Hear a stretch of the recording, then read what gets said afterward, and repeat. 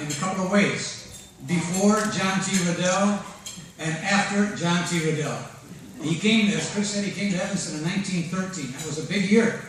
He came to Evanston, our first full-time football coach, and the Suburban League was formed that year. Evanston was nothing before John T. Riddell. There was no full-time football coach. We had no coach.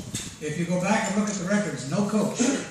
Sometimes a student assistant, sometimes a faculty member, sometimes a student from Northwestern. There was no coach at Northwestern. You take Oak Park, which killed everybody.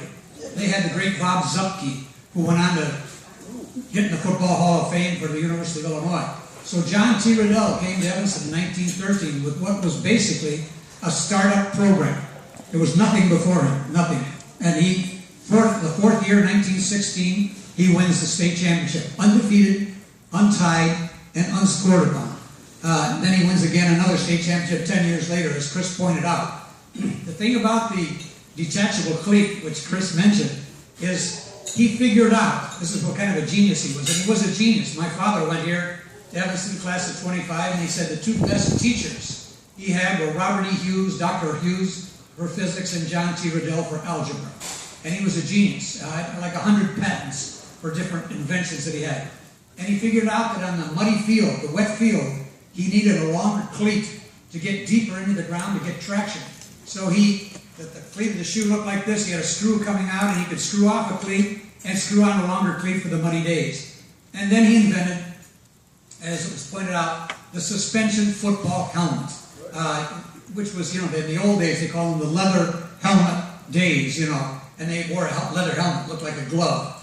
And he invented the composition helmet, plastic helmet, which had suspension material, a webbing inside where the guy's head was not going to take a tremendous blow.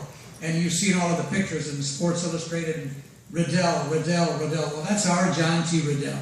And he was just a great, great coach, won 65% of his games here, more than that at Evanston High School. And with Murray Lazier here, I want to say this. His record against New Trier in 15 years, John T. Riddell, 11, 3, and 1. And the only one to beat that, was Murray Lazier, 14, 3, and 1.